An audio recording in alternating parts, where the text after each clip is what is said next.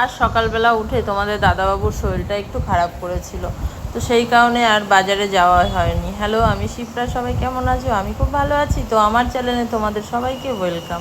তো সকালবেলা উঠে চলে গেছিলাম বাগানে, বাগান থেকে ঘ্যাটকোল পাতা নিয়ে এসে ধুয়ে রাখলাম। আর তোমাদের দাদাবাবু শুয়ে শুয়ে মোবাইল ঘাঁটছে, শরীর খারাপ হলে যা হয়।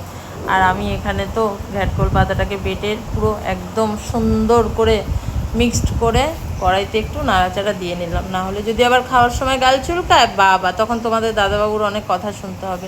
পাশে করে রেখেছিলাম মাংস, সেই মাংস আর আজকে ঘ্যাটকোল পাতা বাটা, সেই দিয়ে দুপুরের খাওয়াটা আজকে জমিয়ে হয়েছে। তারপরে দুপুরবেলা ঘুমিয়ে পড়েছিলাম, বিকালে উঠে তোমাদের দাদাবাবু বললো চলো তোমাদের কোথাও ঘুরিয়ে নিয়ে আসি। তারপরে সবাই রেডি হয়ে নিলাম। আমাকে কীরকম লাগছে দেখো, আজকে আমি একটা নতুন চুড়িদার ভেঙেছি, তো আমাকে তো দেখাই যাচ্ছে না। তারপরে সাজুগুজু করে আমরা সবাই বেরিয়ে গেলাম। তার আগে ভাবলাম একটু ঢং করে নিই, তো ঢং করলাম। আমার দেখো ছোটো মেয়ে আবার সাজুগুজু করছে। রাস্তায় বেরিয়ে পড়লাম। রাস্তায় বেরিয়ে যাওয়ার পরে কত সুন্দর ওয়েদার, আমার তো খুব ভালো লাগছিলো। তো আমি ভাবলাম চল মনা আমি একটু ঢং করে নিই। তো আমরা তিনজনে মিলে একটু ঢং করে নিয়েছিলাম। ছোটো মেয়ে তো সামনে ছিল স্কুটিতে। তারপরে তোমার দাদাবাবু টুকটুক টুকটুক করে গেল, আমি আবার একটু তোমার দাদাবাবুকে একটু কানের মধ্যে খোঁচা দিলাম যে চলো খুব ভালো লাগছে। তারপরে রোডে চলে গেলাম। রোডে গিয়ে দেখি কি একটা পাগল দাঁড়িয়ে আছে। পাগলটার সাথে একটু ওনাকেও ক্যাপচার করলাম। তেল ফুরিয়ে গেছিলো গাড়ির, তেলটা ভরে দেখি কি উনি আমার দিকে তাকিয়ে তাকিয়ে আঙুল দিয়ে কী জানি বলছে। আমি ভাবলাম বাবা কী বলছে আবার। তারপরে আবার আমাদের গাড়ি চলতে লাগলো, চলে গেলাম আমরা। পাগলটাও আমাদের দেখে চলে গেল।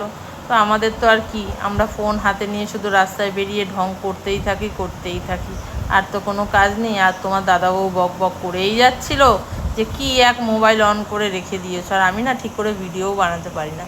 তারপরে এমন একটা জায়গায় নিয়ে গেল, সেই জায়গাটা পুরো ভুতুরে জায়গা, দেখো চারিদিকে শুধু জঙ্গল আর জঙ্গল।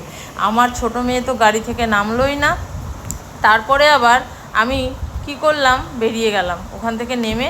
আমি আর আমার বড় মেয়ে সোজা হাঁটতে লাগলাম। আমার বড় মেয়ে তো একটু ঢং করে নিল। তারপর আমি ভাবলাম একটা সুন্দর রাস্তা দিয়ে যখন যাচ্ছি, আমি কেন একা যাব, তোমাদেরকেও একটু দেখাই।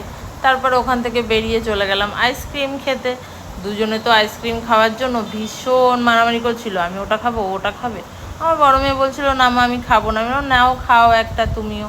তারপর খেলো। তারপর বাড়ি চলে আসলাম। আসার পরে রাস্তা থেকে কিনে নিয়ে এসেছিলাম চাউমিন এনে তো ওরা আইসক্রিম খেলো, আমি খাবো চাউমিন। তো আমি বলছি আমি কাউকে দেবো না, আমি একাই খেয়ে নেবো। আমার বড় মেয়ে বলছে একদমই না, আমিও খাবো। আমিও বলছি একদমই দেবও না। তারপর যাই হোক, আমি তো আর একা খাবো না, সবাইকে একটু চাউমিন দিলাম, দিয়ে ঠিক খেলাম। খাওয়া দাওয়ার পরে একটু কম পড়েছিল, সেখান থেকে আবার একটু তুললাম। আর তোমাদের দাদাবাবু তো আজকে সারাদিন রেস্ট। চলো সবাই টাটা, খুব ভালো থাকবে। আর আমার চ্যানেলটা একটু সাবস্ক্রাইব